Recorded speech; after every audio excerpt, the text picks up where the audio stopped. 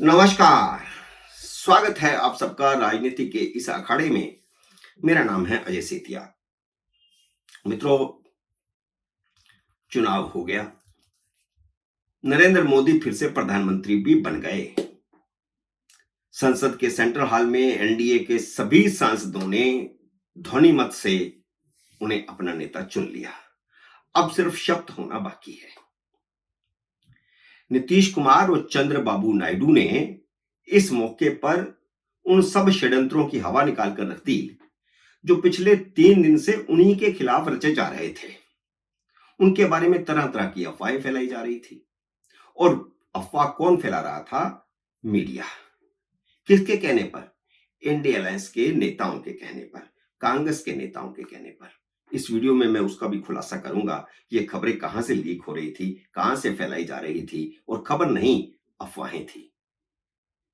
चुनावों में India alliance के लिए काम करने वाला मीडिया का यह वर्ग कभी कह रहा था कि मोदी को छोड़ करके ये दोनों ही लोग इंडिया अलायंस में जा रहे हैं। कभी कह रहे थे कि चंद्रबाबू नायडू ने स्पीकर पद मांग लिया है और कभी कह रहे थे कि नीतीश कुमार ने रेल मंत्रालय तो मांगा ही था, उसके बाद गृह मंत्रालय भी मांग लिया है। अब 16 सांसद जीते हैं चंद्रबाबू नायडू के और 12 जीते हैं नीतीश कुमार के। वो कैसी शर्तें रख सकते हैं? क्या ऐसी शर्तें रख सकते हैं? क्या मोदी के समर्थन से वे नहीं जीते हैं? क्या मोदी ने चंद्रबाबू नायडू के इलाकों में जहां उनके उम्मीदवार खड़े थे या बिहार में नीतीश कुमार के जहां उम्मीदवार खड़े थे जेडीयू के, क्या वहां पर प्रचार नहीं किया था? इस तरह की अफवाहें फैलाने वाले जरा सोचते भी नहीं हैं कि क्या हर कोई उद्धव ठाकरे हो सकता है। जैसे उद्धव ठाकरे ने 2019 में भारतीय जनता पार्टी के साथ चुनाव लड़ा और मोदी के चेहरे पर चुनाव लड़ा, जीते तो छोड़ करके कांग्रेस के साथ चले गए थे। तो क्या अब चंद्रबाबू नायडू भी उसी रास्ते पर चलेंगे? क्या नीतीश कुमार भी उसी रास्ते पर चलेंगे? और अब तो और आगे बढ़ करके यहां तक अफवाह उड़ा दी गई, जिसे टीवी चैनलों ने खबर के तौर पर चलाया कि नीतीश कुमार और चंद्रबाबू नायडू ने मोदी के सामने शर्त रख दी है कि वह अग्निवीर योजना को वापस लें। मीडिया का ये वर्ग चुनावों में भी इसी तरह के झूठ फैला करके इंडिया अलायंस के लिए काम कर रहा था, इंडिया अलायंस की मदद कर रहा था। ये सभी नेता इंडिया अलायंस के, चाहे वे कांग्रेस के थे, चाहे समाजवादी पार्टी के थे या किसी और पार्टी के थे, वो जो दो चार बातें कह रहे थे उनको हवा दे रहे थे मीडिया वाले। मीडिया वाले नहीं, बल्कि मीडिया का एक वर्ग जो पहले भी कांग्रेस के लिए या दूसरी पार्टियों के लिए, वामपंथी पार्टियों के लिए काम करता रहा है, उसे इस चुनाव में फिर वह मौका मिल गया। कांग्रेस लगातार यह प्रचार कर रही थी कि मोदी आ गए तो संविधान बदल डालेंगे, सेक्युलरिज्म खत्म हो जाएगा, संविधान के अंदर जो सेक्युलरिज्म शब्द है उसको हटा करके हिंदू राष्ट्र बना दिया जाएगा।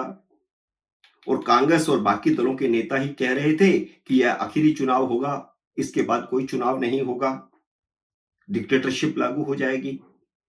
कांग्रेस और दूसरे दलों के नेता ही कह रहे थे कि आरक्षण खत्म कर देंगे। मोदी इसलिए 400 सीटें मांग रहे हैं ताकि उनके पास इतनी पावर आ जाए कि वह आरक्षण खत्म कर दें। जैसे 370 खत्म किया, वैसे आरक्षण भी खत्म कर देंगे। और ये सब बातें मनगढ़ंत थी। राजनीतिक दल इस तरह की बातें करते हैं। हालांकि इतना भ्रम पहले के कई चुनावों में नहीं देखा गया। मैं भी पिछले 40 साल से पत्रकारिता में हूं, कई चुनाव देखे हैं, लेकिन उन चुनावों में अगला क्या कर देगा उसके बारे में नहीं कहा जाता है। हाँ, भय जरूर दिखाया जाता है, लेकिन इतना भी भय नहीं दिखाया जाता जितना इस बार दिखाया गया। और विपक्ष की तरफ से फैलाए जा रहे झूठे प्रचार और अफवाह को मीडिया के एक वर्ग ने महत्व दिया। मीडिया ने उसे अपने एजेंडे के तौर पर के पेश किया और उसको फिर लोगों ने मानना शुरू कर दिया और उसका असर हुआ।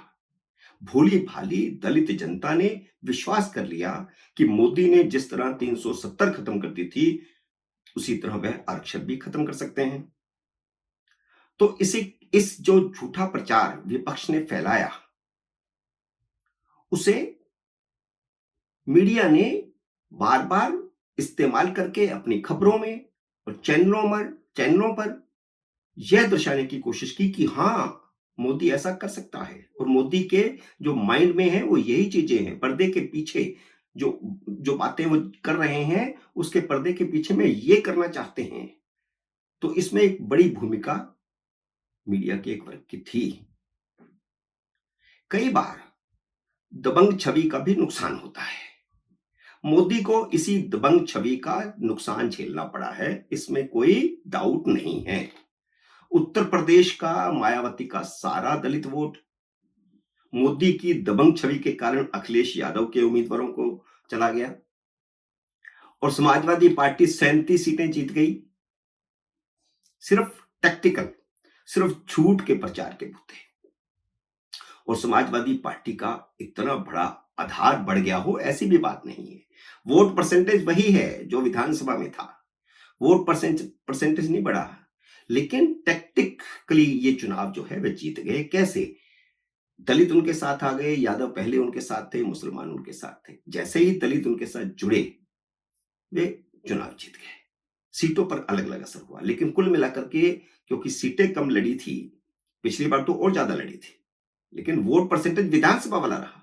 पिछली बार लोकसभा के मुकाबले तो बढ़ा, लेकिन विधानसभा वाला ही परसेंटेज रहा।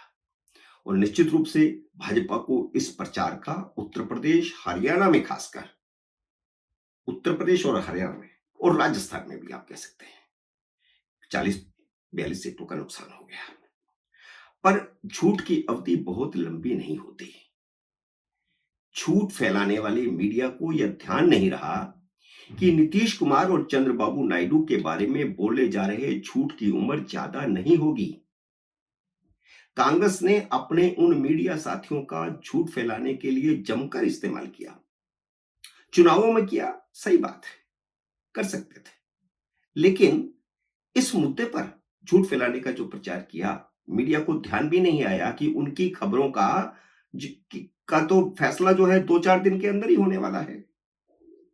जो चुनाव के दौरान झूठ फैला रहे थे, उसका नतीजा क्या होगा किसी को पता नहीं है। लेकिन यह कहना कि नीतीश कुमार ने ऐसा कह दिया, चंद्रबाबू नायडू ने ऐसा कह दिया, शर्त रख दी, पहले शरद पवार के इन दोनों से बात करवाने की खबर छुपवाई गई। कांग्रेस कवर करने वाले 2 पत्रकारों ने यह खबर चलाई थी कि शरद पवार ने नीतीश कुमार और चंद्रबाबू नायडू से बात की है और उन्हें ऑफर किया है कि वे इंडिया अलायंस में आ जाएं। तो ऑफर कोई बहुत बड़ा किया होगा, प्रधानमंत्री पद का ऑफर दे दिया होगा चंद्रबाबू नायडू को, नीतीश कुमार को गृह मंत्री बनने का ऑफर दे दिया होगा। लेकिन यह खबर लीक हुई कांग्रेस के दफ्तर से, कांग्रेस के सोर्सेज से। कांग्रेस बीट कवर करने वाले जर्नलिस्टों ने इस खबर को चलाया, जिनकी अप्रोच शरद पवार तक नहीं थी। तो साफ है खबरें कहां से आ रही हैं। फिर नीतीश कुमार और चंद्रबाबू नायडू की शर्तों वाली खबरें, वे भी सब कांग्रेस के दफ्तर से पलट की गई। इन सब खबरों की पहले चिराग पासवान ने यह कहकर हवा निकाली कि अंदर मीटिंग में तो ऐसी मांग किसी ने रखी नहीं, ऐसा कुछ नहीं हुआ, किसी की कोई शर्त नहीं है, सब मोदी के साथ हैं। और फिर जब सेंट्रल हॉल में मोदी को नेता चुना गया, तो खुद चंद्रबाबू नायडू और नीतीश कुमार ने इन सब अफवाहों की हवा निकाल दी।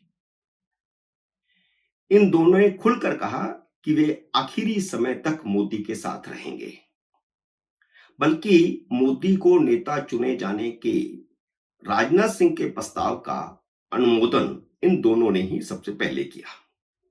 इन दोनों ने ही नहीं, बल्कि एनडीए में शामिल हर दल के नेता ने अनुमोदन किया। ऐसे दल के नेता ने भी अनुमोदन किया जिसका एक ही सांसद जीत कर आया है, जैसे अनुप्रिया पटेल, जैसे अजीत पवार की पार्टी, तो अजीत पवार ने किया।